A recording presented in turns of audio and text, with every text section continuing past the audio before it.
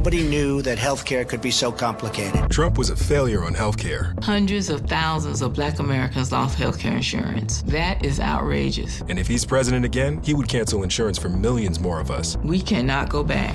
President Biden and Vice President Harris have lowered healthcare premiums and expanded coverage for Black families. They also capped the price of insulin at $35. Joe Biden is getting the job done for people just like me. I'm Joe Biden, candidate for president, and I approve this message. Paid for by Biden for president. You're listening to a Mint podcast brought to you by HT Smartcast. Good morning, listeners. Welcome to Top of the Morning by Mint, your weekday newscast that brings you 5 major stories from the world of business. It's Monday, July 8th, 2024, and my name is Nelson John. Let's get started. Top of the Morning by Mint. On July 8th, the Supreme Court will review nearly 20 petitions regarding NEET-UG. The outcome could affect around 2.4 million students. Allegations of paper leaks, exam delays, and unusually high scores have sparked demands for a re-examination. The petition also sought CBI and ED investigations, besides the formation of an independent committee to probe these irregularities. Responding to the uproar, the government has withdrawn grace marks for some students and formed a committee to review the exam administration process and enhance security. Mint's legal correspondent Krishna Yadav and education reporter Devina Sengupta discussed the implications of this entire fiasco in today's Mint Primer. Moving on to our next topic of the day, following India's thrilling victory over South Africa in the T20 World Cup finals, India's cricketing dominance is at an all-time high.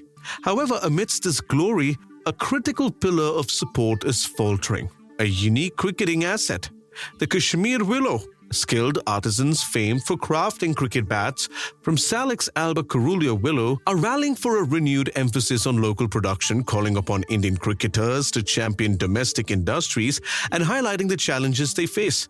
The craftsmen like Mohammad Yusuf are contemplating closure due to severe shortages of willow clefts and rising costs. Irfan Amin Malik, a Kashmiri journalist, delves into the stories of families linked to Kashmir's bat-making tradition, capturing their resilience and hardships in today's extensive long story.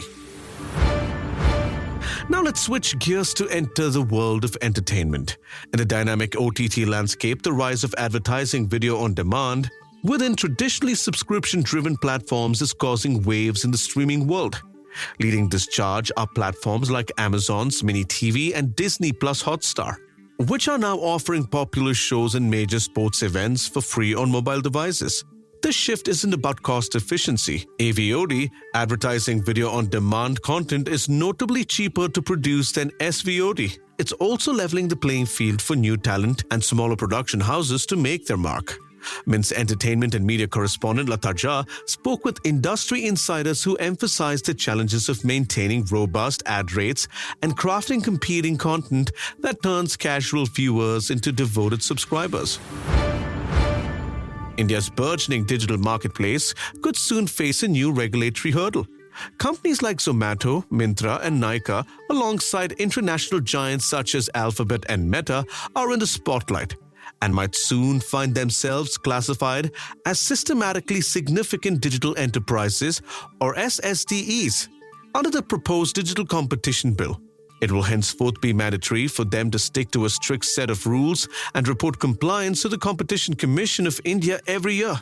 But here is the kicker. Any slip-ups could see these firms facing up to 10% of their global turnover. Mint's senior editor Girish Chandra Prasad reports on the proposed move, inspired by Europe's Digital Market Acts, but tailored to better fit the contours of India's dynamic economy. With each budget announcement, citizens hold their breath for potential tax breaks. Yet an emerging concern is the rising trend of retail investors plunging into high-risk ventures. According to an NSE report, 40% of its 95 million investors are Gen Zs, up significantly from 22% just 5 years ago. Additionally, the volume of high-risk index options has skyrocketed by over 5 times in the last 3 years. Consequently, there's a push for strategic tax incentives to guide investors towards safer and regulated options. RBI's Retail Direct Scheme for government bonds, for instance, offers secure investments to avenues but has seen limited uptake due to the higher taxes and complex interface. FinSafe India's Miran Agrawal, while safeguarding them from the risks. We'd love to hear your feedback on this podcast. Let us know by writing to us at feedback@theratelife.com. You may send us feedback, tips, or anything that you feel we should be covering from your vantage point in the world of business and finance. That's all for today. Thank you for listening. We're eagerly looking forward to our next Stop of the Morning episode, which will be packed with fresh business news. Until then, have a great day ahead. We are eagerly looking forward to our next Top of the Morning episode, which will be packed with fresh business news. Until then, have a great day. Top of the Morning by Mint. Imagine earning a degree that prepares you with real skills for the real world. Capella University's programs teach skills relevant to your career so you can apply what you learn right away. Learn how Capella can make a difference in your life at capella.edu.